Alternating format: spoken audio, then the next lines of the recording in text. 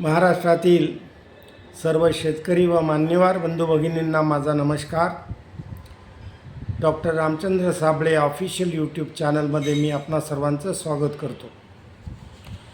हवामान अंदाजाबद्दल आपण थोडक्यात माहिती घेऊया.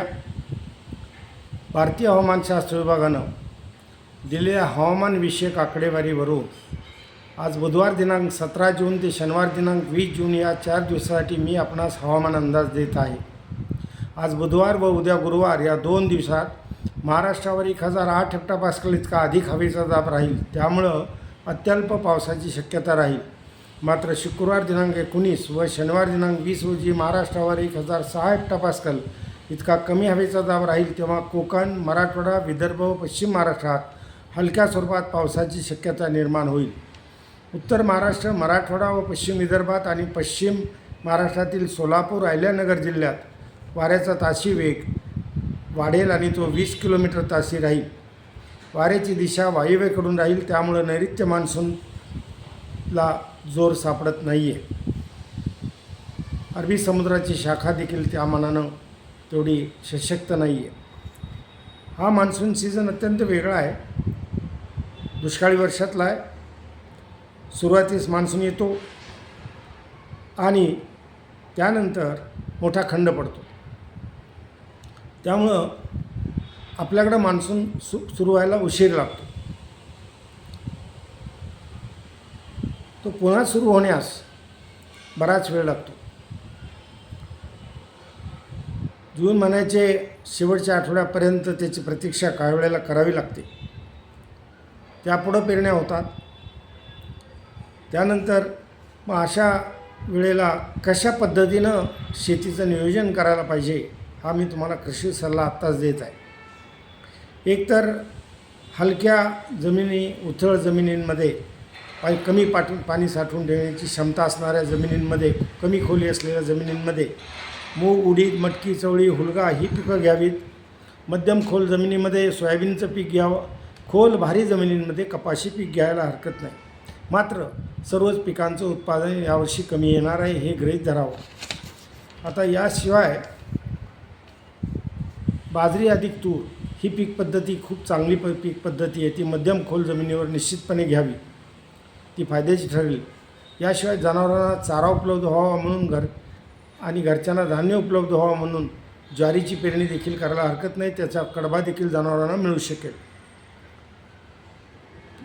पिण्याचे पाण्याचे प्रश्न निर्माण होऊ शकतात. त्यामुळे शासनाच्या काही जबाबदाऱ्या मी आत्ता थोड्या सांगणारच आहे. शासनाला जबाबदारीने आत्ता चारा उत्पादनाचा कार्यक्रम देखील हाती घ्यावा लागेल. तो कॅटल कॅम्पसाठी लागणार आहे. जनावरांचे जे छावणे आहेत त्याच्यासाठी लागणारच आहे. त्यासाठी कृषी विद्यापीठांच्या ज्या जमिनी आहेत तिथं त्यांना अनुदान देऊन हे चारा उत्पादन करणं गरजेचं आहे. याशिवाय पिण्याच्या पाण्याचे प्रश्न निर्माण होणार आहेत. तिथं टँकरनी पाणी पुरवठा करावा लागणार आहे. यातला प्रभावित असणारा भाग बराच आहे महाराष्ट्रामध्ये. 84 तालुके आहेत, दुष्काळी तालुके म्हणून ओळखले जातात. तिथं पाण्याचे प्रश्न निर्माण होणार आहेत. याशिवाय टँकरनी पाणी पुरवठ्याबरोबरच इतरही काही शेतकरी बांधवांना मदती लागल्या तर त्याही करणं गरजेचं आहे. कारण शेततळी ही काही प्रमाणात भरतील. लहान धरणं देखील बऱ्यापैकी भरतील. मध्यम धरणं पूर्ण क्षमतेने भरणार नाहीत आणि मोठी धरणं उजनीसारखी तीही पूर्ण क्षमतेनं भरू शकणार नाहीत. त्यामुळं हे वर्ष असंच आहे. मात्र त्यामध्ये आणखी एक महत्त्वाचा भाग आहे. तो म्हणजे IOD. जपान आणि फिलिपाईन्स इथल्या हवामानविषयक संघटनांनी हे आत्ताच बाकीत जाहीर केलं की IOD यावर्षी पॉझिटिव्ह होऊ शकेल. IOD पॉझिटिव्ह झाला तर पावसातला खंडाचं प्रमाण कमी होतं, खंडाचा कालावधी कमी होतो आणि पाऊस होतो. त्यामुळं पिकांना जीवदान मिळतं. प्यायच्या पाण्याची सुविधा देखील बऱ्यापैकी होऊन जाते. शेतीसाठी पाणी देखील काही प्रमाणात उपलब्ध होऊ शकतं. आता IOD पॉझिटिव्ह होण्याकडे आपल्याला लक्ष ठेवावं लागेल. पाऊस मात्र जून अखेरीच्या शेवटच्या टप्प्यात पुन्हा होईल, पण त्याला जोर नसतो. पाऊस होतो, त्यानंतर पुन्हा पेरण्या होतात. उघडीप होते. भाताच्या लागणी तर 20 जुलै ते जुलै अखेरपर्यंत चालूच राहतात.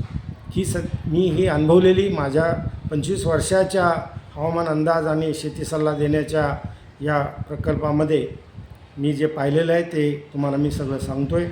या दृष्टीनं आपली मनाची तयारी करावी आणि हे वर्ष अतिशय काळजीपूर्वक काटेकोरपणे काढण्याचं वर्ष आहे. दुष्काळी वर्षापैकीच वर्ष आहे, पण मग त्यावेळेला कशा पद्धतीनं आपलं नियोजन असावं हे मी आत्ता तुम्हाला सांगितलं आहे. आता शेतकरी प्रश्नांची काही उत्तरं आपण घेऊ. त्यामध्ये जूनमध्ये पावसात खंड आहे का, किती दिवस असेल, असे बरेच प्रश्न आहेत.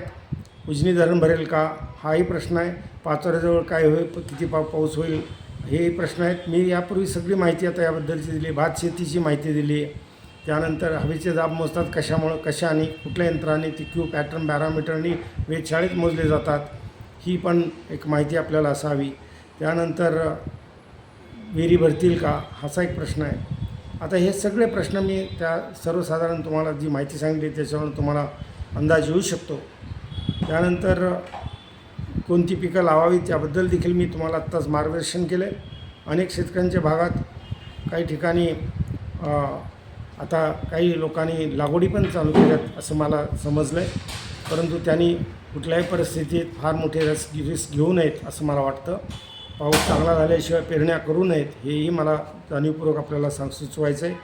आता शेतकऱ्यांचे काही अभिप्राय आहेत ते आपण थोडक्यात घेऊया. श्री विलास पाटील, अनिल झेंडे, नंतर कांबळे यांनी मी छान मार्गदर्शन करीत आहे असं मला कळवलं आहे. नंदकिशोर बोंबले, राजेंद्र निकम, विठ्ठल चव्हाण कळवतात की माझ्या अंदाज दूरदर्शनवर त्यांनी काही लोकांनी पाहिले. त्यापैकी ते म्हणतात शेतकऱ्यांसाठी मी हवामानशास्त्रज्ञ आणि देवमाणूस आहे. तुकाराम जाधव, गजानन हुबाडे, भिकाजी दंडाळे, क्षीरसागर इंगळे, माऊली ग्रुप, याबरोबर उमेश कदम, श्री गायक डांगे यांनी मी चांगली माहिती देते असं मला कळवलं आहे. तर गोविंद हंडे यांनी मला शेतकऱ्यांचा कैवारी असं म्हटलं आहे. भाऊसाहेब जाधव, पंडितराव शिंदे, अशोक वरे, सपना यदगिरे, उमेश पाटील, राजाराम थोरवे, नितीन चौधरी, भाऊसाहेब जाधव, माणिक नागरगोजे, सदाशिव काळे, बळीराम साळुंके, समाधान साबळे, सुमेध शेलकर, श्रीहरी खरबे पाटील, वैजापूर भाग संघ, परमेश्वर शिंदे, दिगंबर देशमुख, भिकाजी दंडाळे, वीरेन तनगसे, तुकाराम जाधव, इसाक बागवान या सर्वांनी मला धन्यवाद दिले. या सर्वांनी मला कळवलं आहे की मी जी माहिती देतो आहे ती सर्वांना उपयुक्त आहे. अनेक शेतकऱ्यांनी आपल्या भागातले तिथं पाऊस कधी येईल काय होईल अशी बरीचशी विचारणा केली. आता मी त्याची सगळी माहिती तुम्हाला या विचारांमधून दिली. मला तुम्हाला एकच सांगायचं आहे की हे वर्ष मी जी अभ्यासलेली वर्ष आहेत, साधारणपणे 25 वर्ष मी अभ्यासलेली आहेत. त्यापूर्वीचा 30 वर्षाचा डेटा देखील अभ्यासलेला आहे, प्रत्येक ठिकाणचा 15 स्थानिकांचा. आणि मला असं दिसून आलं आहे की अशी 4-5 वर्ष यापूर्वी आपल्याला येऊन गेलेली आहेत. 72 सालचं नेहमीच तुलना केली जाते. एल निनोबद्दल फार वेळा बोललं जात आहे, सुपर एल निनोबद्दल बोललं जात आहे. त्याला डावलून तर चालणार नाही, परंतु तो एकटाच फॅक्टर त्याला कारणीभूत आहे असं माझं अजिबात मत नाही. त्याला कारण असं की मोठ्या प्रमाणात झालेली वृक्षतोड आणि त्यामुळं होणारे हवामान बदल, कार्बन डायऑक्साईड लेवल वाढल्यामुळं 1.5 अंश सेल्सिअसपर्यंत वाढलेलं तापमान, हे सर्व या पावसाला कारणीभूत आहे. का पाऊस मान्सूनवरती परिणाम करणारा सगळा भाग आहे आणि हे असे अधूनमधून यापुढं पण होत राहणार आहेत. त्यामुळं आपण या वर्षापासूनच आपण तयारीत राहिलं पाहिजे की असं वर्ष आल्यानंतर आपली कसं नियोजन पाहिजे आणि त्यातूनही आपल्याला उत्पादन काढणं शक्य झालं पाहिजे. आणि आपलं कुटुंबाचा जो काही भाग आहे चालवण्याचा, तो आपल्यावरची जबाबदारी आहे की आपल्याला व्यवस्थितपणे पार पाडायची आहे. कुठल्याही परिस्थितीत चुकीचे निर्णय घ्यायचे नाहीत, जास्त खर्च वाढवायचा नाही आणि कमी व्यवस्थापनाच्या याच्याद्वारे आपल्याला ही पिकं यावर्षी यशस्वीपणे कशी घेता येतील त्याचा आपण प्रयत्न करावा. माझ्याकडून तुम्हाला सर्वांना एकदा पुन्हा शुभेच्छा. आणि मला निश्चित खात्री आहे की या परिस्थितीमध्ये देखील तुम्ही चांगल्या प्रकारे तुमच्या शेतावरती नियोजन कराल. आणि मी म्हणत नाही की 100% उत्पादन आपलं त्या दिशेनं येईल, पण आपण बऱ्यापैकी उत्पादन देखील काढू शकाल जर एवढी पॉझिटिव्ह झाला तर. आणि शिवाय हवामानाने साथ दिली तर, आणि ते देईल असं मला वाटते. मधले खंड मात्र विसरू नका. मोठे खंड येणारच आहेत, ते आपण कधीही विसरू नका. ते लक्षात ठेवून आपल्या शेतीचं नियोजन करा, आपल्या जनावरांचं व्यवस्थापन करा. सरकारला देखील छावण्यांची तयारी, जनावरांच्या छावण्यांची तयारी करावी लागेल, चारा उत्पादनाची तयारी करावी लागेल, पिण्याच्या पाण्यासाठी टँकरची व्यवस्था करावी लागेल.